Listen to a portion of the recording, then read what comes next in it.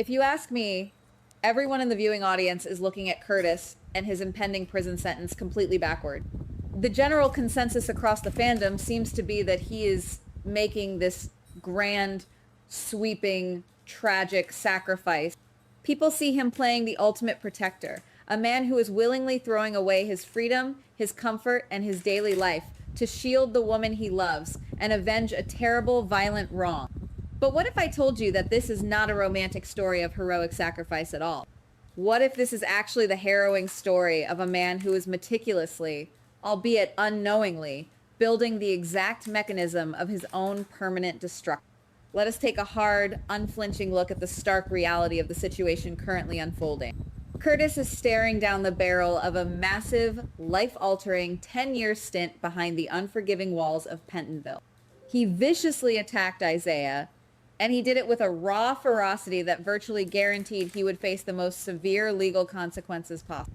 We know, based on everything we have seen, that he had two distinct, burning motives for this brutal assault.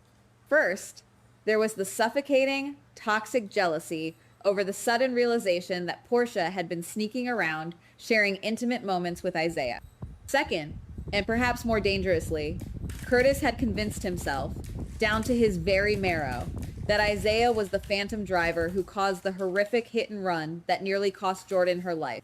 He lashed out, acting as judge, jury, and executioner in a single moment of rage, and now he is about to pay the ultimate price for his lack of restraint. This is exactly where the psychology of his character gets absolutely fascinating and frankly a little bit tragic. Curtis firmly believes that by accepting this draconian sentence, he is essentially hitting the pause button on his entire life. In his mind, he is making a noble trade. He is bartering his present freedom to secure a pristine, idealized future. He is sitting in that holding cell, or preparing to imagining that he is doing all of this for Jordan. He pictures a highly romanticized scenario where he bravely endures the harsh, violent reality of prison life, fueled entirely by the comforting thought of Jordan waiting for him on the outside. He envisions the day the heavy iron gates finally open, and he walks out into the warm sunlight, straight into her welcoming arms, ready to pick up exactly where they left off a decade prior. He genuinely thinks the sacrifice will cement their bond forever, rendering it unbreakable. But let us look at exactly how he handled the immediate aftermath of the hit and run, because it perfectly illustrates his fatal, tragic flaw. Curtis did not wait for the actual facts to emerge from the wreckage. He did not let the police do their meticulous job of gathering evidence and finding the true culprit. Instead, he allowed his pre-existing, simmering jealousy over Portia and Isaiah to completely cloud his rational judgment. He desperately needed Isaiah to be the villain in the hit-and-run narrative because it neatly justified the intense rage he was already feeling about Portia's betrayal. He weaponized his deep protective instincts over Jordan to mask his own bruised, fragile ego. This is a man who acts on explosive, impulsive emotion and proudly calls it righteous justice. And that exact impulsivity is the very thing that is going to leave him completely empty-handed in the end.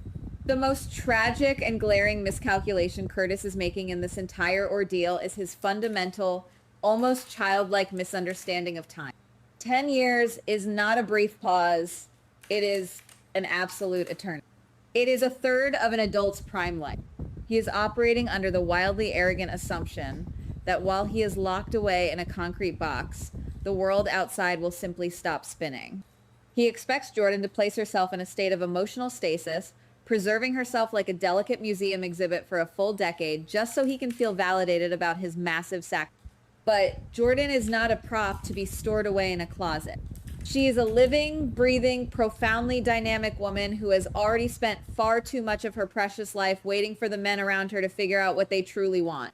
Think deeply about Jordan's recent trajectory and how much trauma and upheaval she has already endured. She has been the steady rock, the unfortunate collateral damage, the helpless victim, and ultimately, the fierce survivor.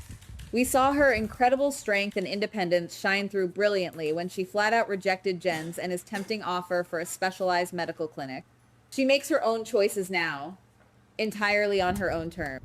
She is stepping into a phase of her life where her son, TJ, is fully grown, independent, and building his own complex world. Jordan is standing at the precipice of a completely new chapter, one where she is entirely free of the suffocating, relentless family drama that has defined her recent years. She is primed for a beautiful fresh start, and that fresh start absolutely does not involve standing faithfully by a prison fence for 10 long years. This brings us to the ultimate wild card, the specific piece of the puzzle that could blow Curtis's entire romantic fantasy to absolute pieces. Hudson. We know Hudson has just arrived in town, bringing a wave of fresh energy. He is young, he is highly mysterious, and most importantly, he is a complete blank slate. Now, I know exactly what some of you are thinking right now. You are screaming about the age gap. But guys, since when has a chronological age gap ever been an insurmountable barrier in this genre? If the writers want to build a compelling, unexpected, and fiery dynamic, Hudson is the absolute perfect candidate. He is completely untethered to the historical, exhausting baggage of the town. He does not come with the heavy, dark history that Curtis drags behind him everywhere he goes. Imagine how organically and beautifully this dynamic could unfold on our screen. Jordan is going to be incredibly lonely in the coming months. She will be dealing with the complex emotional fallout of Curtis being locked away, the lingering physical and mental trauma of her severe accident, and the quiet, deafening emptiness of her house. Hudson could cross her path right at her absolute most vulnerable moment. It wouldn't necessarily start as a fiery, dramatic, sweeping romance. It would likely start with simple, quiet companionship, a casual conversation over coffee, a shared, genuine laugh when she thought she had completely forgotten how to smile. Hudson could offer her a relationship that exists entirely in the present moment, completely free from the haunting ghosts of the past. That easy companionship could slowly, beautifully blossom into genuine affection, deep trust, and eventually a serious, fiercely committed relationship. Now, I have to stop here and play devil's advocate with myself for a minute, because it is only fair we look at all angles of this theory. Am I being entirely too cynical about human nature here? Am I severely underestimating the profound, undeniable, deep-rooted connection that Curtis and Jordan share? You could very easily argue that their love is the kind of epic, once-in-a-lifetime romance that transcends steel bars, concrete walls, and razor wire.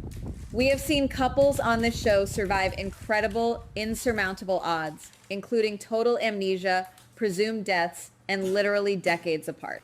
Maybe Jordan really is the kind of steadfast woman who will visit him every single week, pressing her hand against the cold glass, keeping the fragile flame of their love burning bright through the absolute darkest decade of his life. Maybe his massive sacrifice actually does prove his ultimate devotion in a way that binds her to him forever. But if you ask me, that is the sanitized fairy tale version of events, and this show thrives on delivering devastating, gut-wrenching reality checks. Let us push this speculative theory even further into the realm of absolute, breathtaking heartbreak. What if Jordan and Hudson do not just fall in love and date? What if they build a completely new, permanent family together? We literally just watched Portia go through an unexpected, high-stakes pregnancy and give birth to a brand new baby boy. It is entirely within the realm of soap opera possibility that the writers could intentionally mirror that exact storyline with Jordan. She is entering a bold new era. If she and Hudson fall deeply, madly in love, a child could be the ultimate, undeniable symbol of her fresh beginning and her complete detachment from her past. Picture the sheer cinematic poetry and visual irony of this potential scenario. On one side of town, you have Portia lovingly raising her new child and potentially building a stable, happy life with Isaiah, the very man Curtis literally threw his entire life away to destroy. On the exact opposite side of town, you have Jordan, the woman Curtis firmly thought he was protecting with his freedom, raising a brand new baby with Hudson, a man Curtis never even saw coming. The two prominent women who completely defined Curtis's adult life, both finding profound, lasting happiness and creating vibrant new families with other men. The symmetry of that narrative is almost unbearably cruel, but it is undeniably brilliant, top-tier storytelling. This is where the true, bitter, suffocating irony of Curtis's situation finally crystallizes. When he eventually realizes what has happened, it will not just be a simple heartbreak, it will be a full-blown existential crisis. He will be forced to look in the mirror and acknowledge the terrifying truth that he is the sole author of his own profound misery. If he had just managed his explosive temper, if he had not let his toxic, consuming jealousy over Portia dictate his violent actions, if he had not impulsively attacked Isaiah without a shred of concrete proof, he would be a free man today.